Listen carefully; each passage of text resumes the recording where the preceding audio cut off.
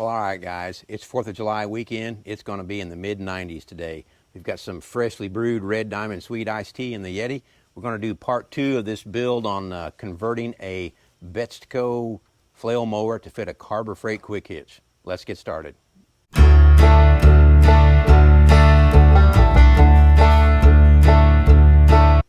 So welcome back to B&B Farms, where our goal is to try and live with our land and not just on it. Like you heard in the intro, it's going to be super hot today, so we're not going to waste any time. Let me turn you around here and show you where we're at. I believe this is right where we left off last week. We've got the Harbor Freight hitch adapted to the Betstco flail mower down here on the lower lift pins. You can go back and check that video from last week if you want to see how we got that. I can already see a couple problems we're going to have with the top mounting point, but we'll work on that later. Right now, let's finish up this bottom end.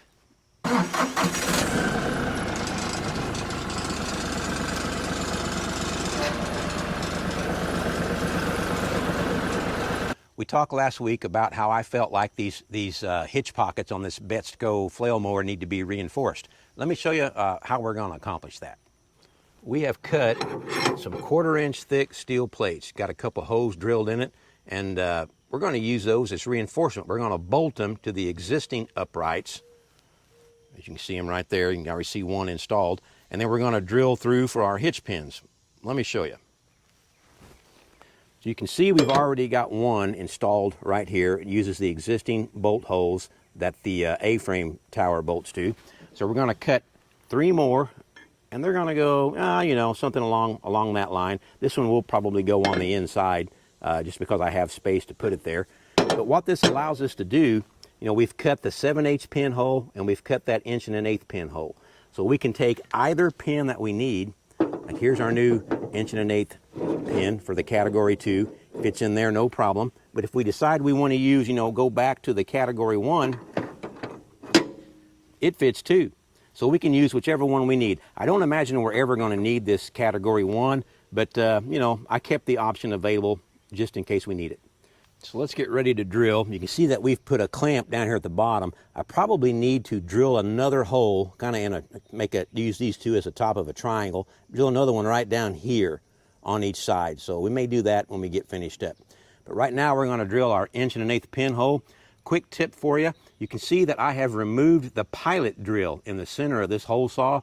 We don't need it because we're captured right in that hole. So there's no need for that pilot to be there, and in fact it would make your life a lot easier.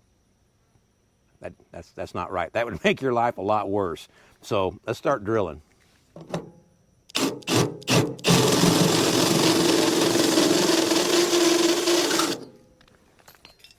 Still using that WD-40, guys.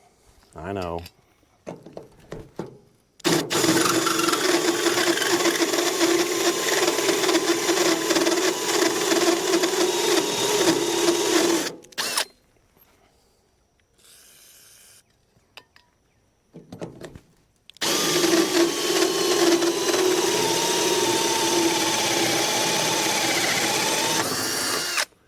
There we go. Get that cleaned out. Thing will open you up with all those metal shavings. If your pin doesn't fit, we can always loosen these 2 bolts and shift it a little bit to get it right where we need it to be. Look at that. No problem. Now we just need to drill that 7/8 pin hole down here, and this side will be done, except for paint. And what that's done for us, let me bring you in here a little closer.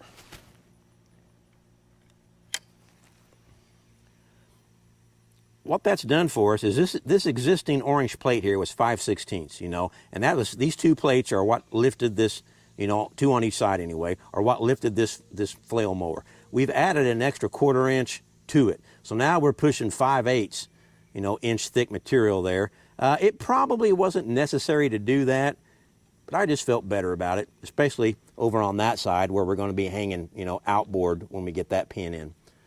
All right, let's get those 2 drilled and move on to the next step. All right, so all of the heavy fabrication on the lower lift arm brackets are finished. We've got our pins, you know, our category 2 and our category 1 pins in both sides. Did go ahead and drill that extra hole I was talking about in all 4 of the brackets for an extra bolt. We can put that in there later.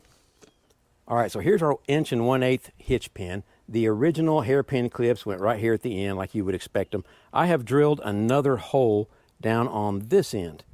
I probably won't show up very well, but there's another hole there for that clip right there. In addition, I have dimpled these right there. And I want to show you right now what those are for. So if we take our hitch pin, slide it through there, right like that, you can see it fits really well. Take the hairpin clip, put it in its new hole, right like that. So this pin is trapped in here. Now, the next part of this involves these shaft collars. These are 1 1/8 shaft collars. You can probably tell, well, maybe you can, I don't know, that GoPro will focus on that or not. I had to use that hole saw and run back down through here. I've mentioned it before, but man, that powder coating they put on these pins is ridiculous.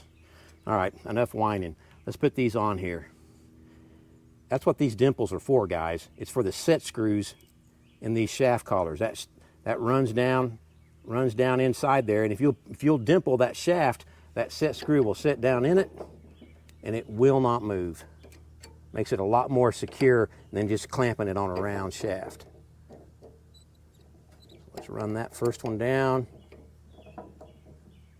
There we go. Number 2.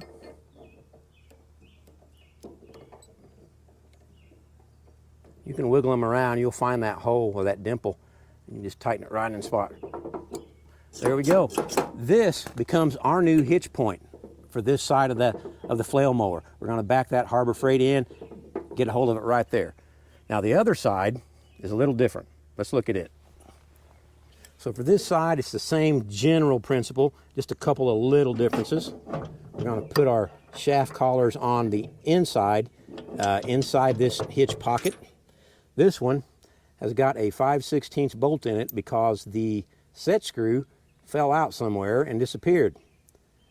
Wouldn't you know it? Oh well, we'll replace that in a little bit. All right, push that in.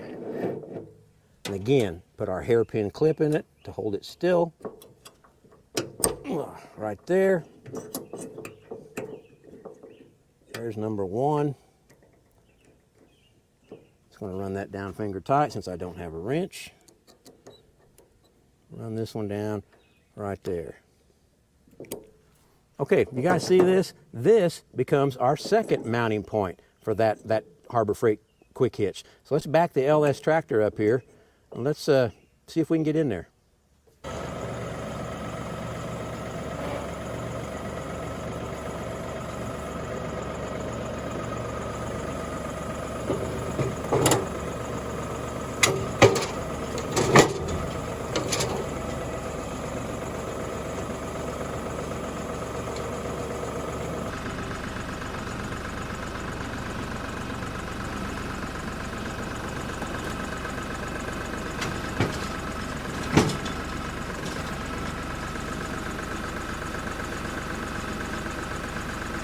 Okay, that worked pretty well. You can see it drop down in this side, right between those shaft collars.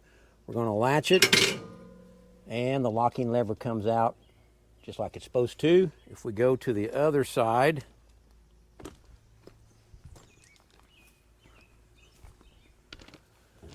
you see that it's also down in between the shaft collars, so we'll latch it, and its lever comes out.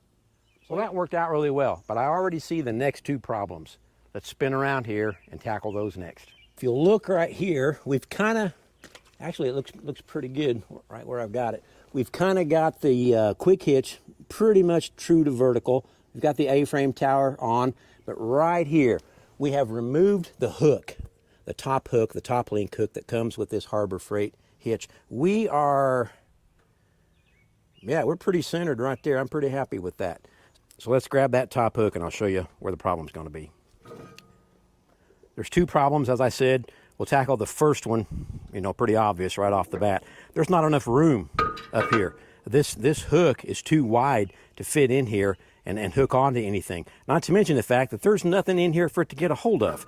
This, we can't use the pins here because we can't drop down and get a pin in there. We could come in like this, I suppose, maybe drill some new holes and just run the pin through, But I've got a better idea.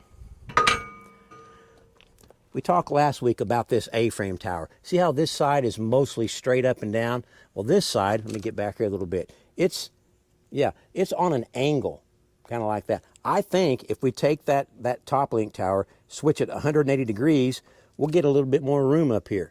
So let's do that and see if it helps us out any.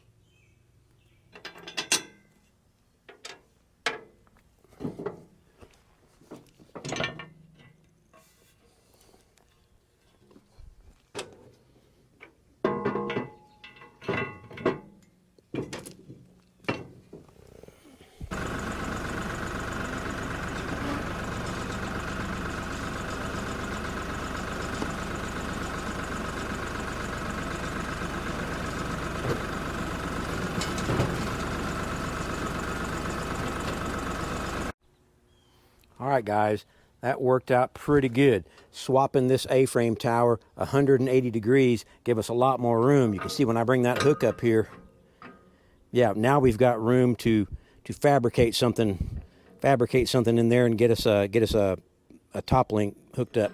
But before we do that, there's a glaring problem we need to address. Let me latch that one. You see how much room we have under here when we drop this hitch to pull away from this implement? There is not enough room to be able to drop this out of the way and pull forward. In other words, the movement that this needs to clear its pin is much greater than we have available down there at the bottom. So we're going to have to come up with something else there. But I've got an idea there also. You know, the whole idea behind a quick hitch is to keep you from having to get off the tractor and wrestle that implement to get it, hooked up to the tractor. But this is a powered implement. Being a flail mower, I'm always going to have to get out of the seat and come back here and hook the PTO shaft up. So if I'm going to do that, how about I hook up the top link while I'm back here? Take a look. What if we turn this top link upside down? Here are the two bolts. You can see them sticking through that hold that in. We can come off of this with some plate, just come out like in a channel, come out here and make a pin right through here. And we can drop that hook down on it and capture it while we're down here hooking up the PTO shaft. Now, is that cheating? Does that really fulfill what a quick hitch is supposed to do?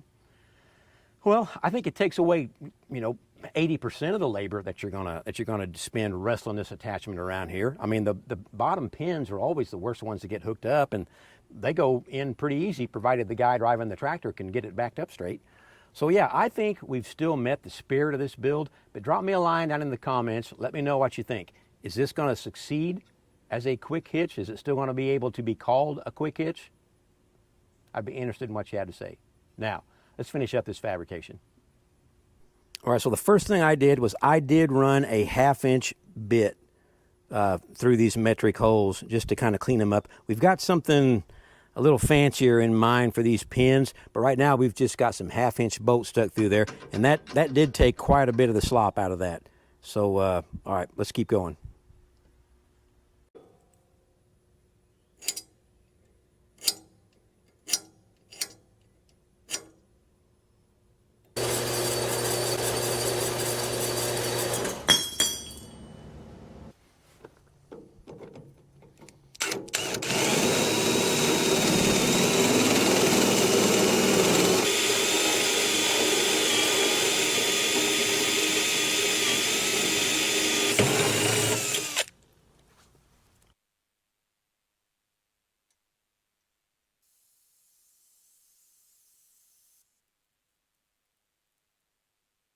Well, good morning, guys. Welcome back. Yeah, it is the next morning. We were making pretty good progress on this quick hitch adaptation here yesterday, and a set screw fell out of the arbor for my hole saw. I don't know if that's going to show up or not. See that hole there? This drill bit, the pilot bit, has a flat on it, and that set screw holds that bit in the arbor. And I had to wait till this morning before the hardware store could open up to go get another set screw. So for lack of a 42-cent part, the entire project came to a screeching halt. But we've got our new set screw, tiny little thing on the end of that Allen wrench. And yeah, I bought 2 this morning. We're going to put that back in there, tighten it up, put our hole saw back on. Now, we are ready to try and drill those last 2 holes. 42 cents, guys. The entire project shut down over 42 cents. All right, let's get started.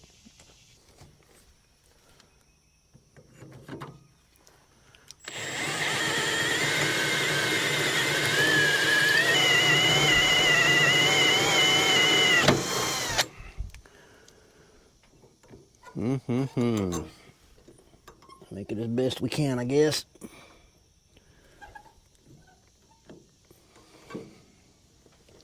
Kind of hard to tell.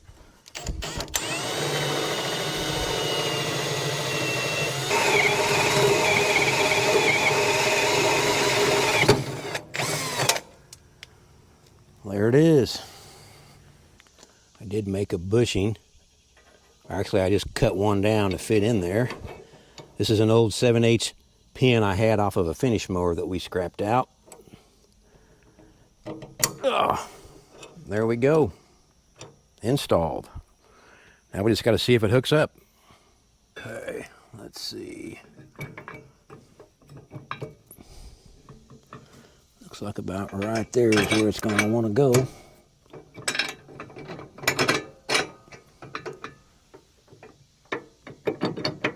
And there it is. How about that?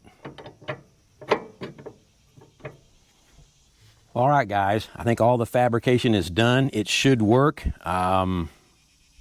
We do have to work on these pins for this top hook. But in truth, I have a new top hook coming, and I'm probably going to remake this piece that we made here. I mean, it's functional. I don't see why it won't work. But I believe that form should follow function, but it needs to be a very close race. And I don't like how this looks. So we'll probably end up remaking that. But for now, I think the fabrication's done. Let's unhook from this, and then we'll back up and see just, how much trouble it is to get hooked onto it. I'm not going to worry about the drive line because, frankly, I'd have to hook that up, whether it was quick attach or not. I have to get off the tractor and do that. So, all right, let's see what we got.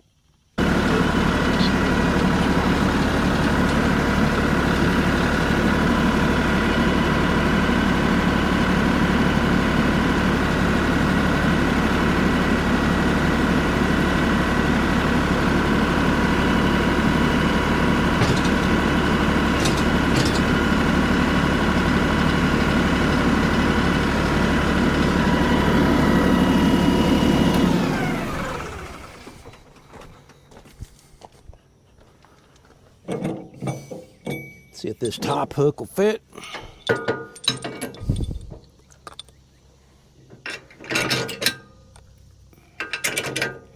Check that out.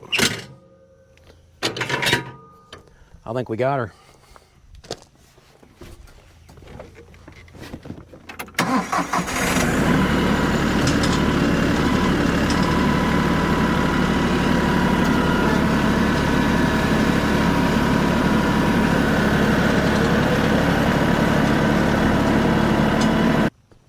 Get over here in the shade. Another hot day. There it is, just a quick walk around. You can see that top link attachment that we are going to redo, but for right now it works just fine. We've got our outboard category 2 hitch point here. I'm not real worried about bending that because, well, most implements do hook outboard, so that's just kind of, how it is. Our in pocket, right here, our in pocket category 2 1 1/8 pin is in place. Everything latches in good. Everything fits good. I will redo this top hook. Probably not immediately, but I will redo it. Drive shaft length is going to be about 5 inches longer than it used to be due to the fact that the quick hitch has moved everything back away from the tractor. I measured the drive shaft before we started. I should have enough room, so I'm not real worried about that. So now all I have left to do is take it all back apart and paint it. And yeah, it'll be ready to go. So there you go, guys. Did we meet our objective? Is this truly a quick hitch compatible flail mower now? I think so. I got to get off the tractor to hook the PTO up no matter what. So yeah, I'm really happy with it. Only 3 more implements to go that we have to convert to quick hitch, and that's going to make my life a lot easier. So I'm greatly looking forward to that.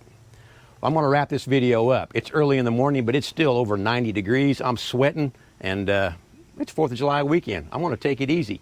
You guys hang in there. Remember to be nice to one another. Get outside and enjoy what's around you. I'll see you on the next video.